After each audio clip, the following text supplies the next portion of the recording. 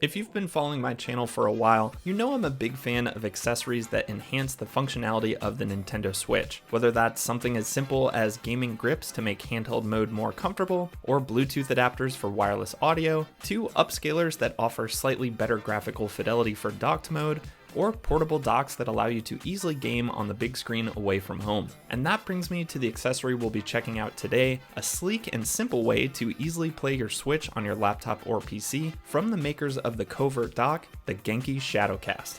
And real quick, if you're new here, make sure to hit that subscribe button so you never miss a review on the channel. And with all that out of the way, let's take a look. So here is the Shadowcast. As you can see, it's quite small and essentially an HDMI to USB-C adapter, and that lets you connect pretty much any device that outputs video over HDMI to any laptop or PC that supports external video over USB-C. But it's clear that Genki has marketed the Shadowcast specifically toward the Switch, as they've focused primarily on Nintendo Switch accessories in the past, and the Shadowcast itself fits perfectly inside the Switch dock. Once the Shadowcast is connected to the HDMI out, you simply run a USB-C cable from the Shadowcast to your laptop or PC, and you're pretty much good to go. Now, along with the Shadowcast, Genki has developed a free app for Windows, Mac, and Chrome called Genki Arcade, and that will allow you to quickly and easily display your source video and audio, change display settings, and even record your gameplay. And it really seems like Genki has leaned on ease of use and convenience with the Shadowcast. You might not get quite the same performance or flexibility as a more premium option like an Elgato capture card, but for the simplicity and the much cheaper price point of around $50, I think the Shadowcast makes for a compelling option. Now keep in mind the Shadowcast won't work with the Switch Lite since it doesn't have any way of outputting video, and even with the regular Switch, you'll still need to have your dock handy.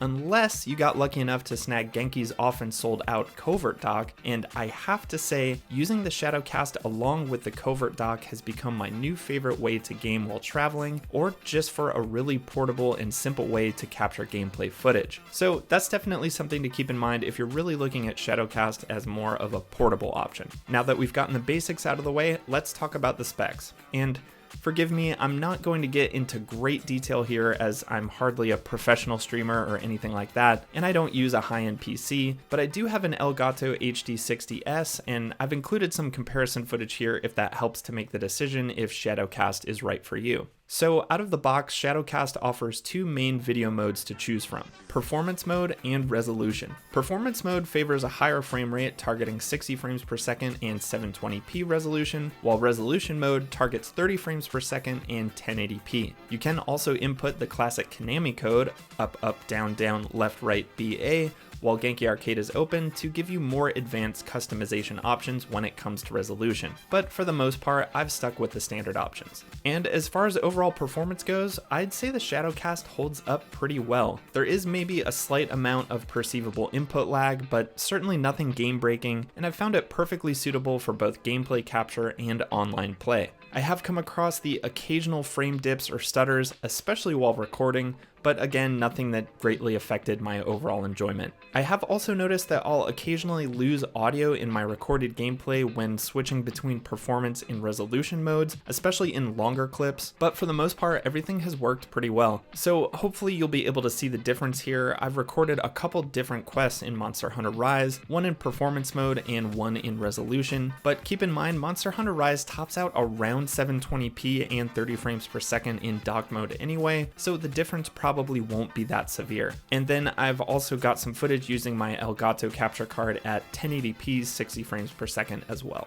Another thing to keep in mind here is I've done all of this on a 2019 Intel i5 MacBook Pro, and I have heard of some people having difficulty using Shadowcast with the newer M1 line of MacBooks, so your mileage may vary when it comes to using a PC or a newer Mac, and this review really just speaks to my personal experience. That being said, Genki has been making pretty regular updates to the Genki Arcade app, so hopefully the issues others have been experiencing will be addressed in the near future. So I think that's gonna about do it. If you're a casual streamer or someone who just wants to be able to use your laptop as a gaming display, I think the $50 Shadowcast is definitely worth checking out. But if you're someone looking for top-of-the-line performance when it comes to streaming, you may want to spend a bit more on a premium option. As always, I'll leave a link to the Shadowcast down in the description if you'd like to check it out for yourself, and let me know if you have any questions about anything I've covered here down in the comments. If you enjoyed the video, please give it a like on your way out, and also consider subscribing.